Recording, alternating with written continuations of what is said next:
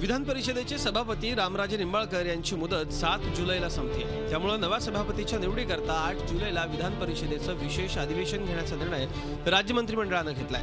विधान परिषदेमधले सध्याचं संख्याबळ पाहता सभापतीपद राष्ट्रवादी काँग्रेसकडे जाणार हे निश्चित आहे। राष्ट्रवादीकडून सभापतीपदाकरता पुन्हा एकदा रामराजे निंबाळकर यांना संधी दिली जाण्याची शक्यता आहे। विधान परिषदेतल्या संख्याबळावर एक नजर टाकूया।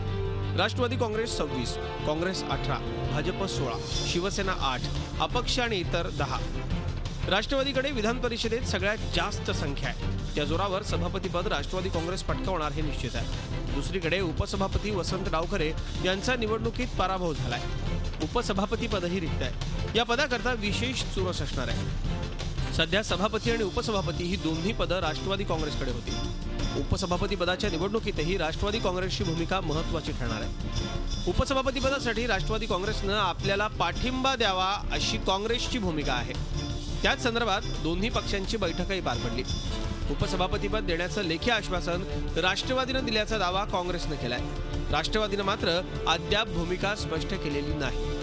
हे पद काँग्रेसला देण्यासंदर्भात राष्ट्रवादीने यापूर्वीच मान्य केलेलं आहे आणि राष्ट्रवादीच्या नेत्यांनी लिखित स्वरूपात तशा प्रकारचं आश्वासन दिल्यामुळे आता काही परत मागे जाण्याचा प्रश्नच उद्भवत नाही। कदाचित जर काही 7 तारखेला विधिमंडळ कामकाज सल्लागार समितीची बैठक झाली तर आग्रह धरायचा की 8 तारखेला सुद्धा सभापतीच्या बरोबरीच उपसभापतीची नेमणूक त्या ठिकाणी व्हावी।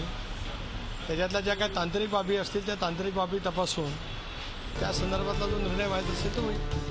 2015च्या अर्थसंकल्पीय अधिवेशनात तत्कालीन सभापती शिवाजीराव देशमुख यांच्या विरोधात अविश्वास ठराव आणून राष्ट्रवादी काँग्रेसनं सभापतीपद काँग्रेसकडून हिरावून घेतलं होतं। त्या निवडणुकीत काँग्रेस आणि राष्ट्रवादीचे संबंध बरेच बिघडले।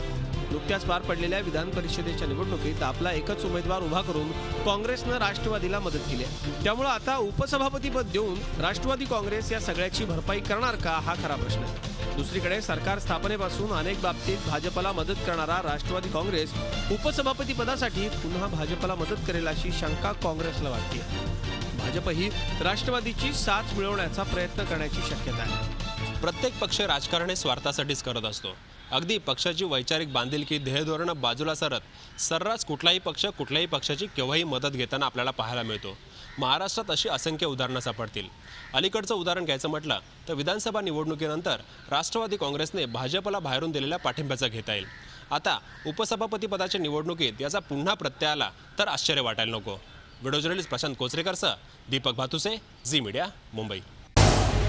झी 24 तास रहा एक पाऊल पुढे।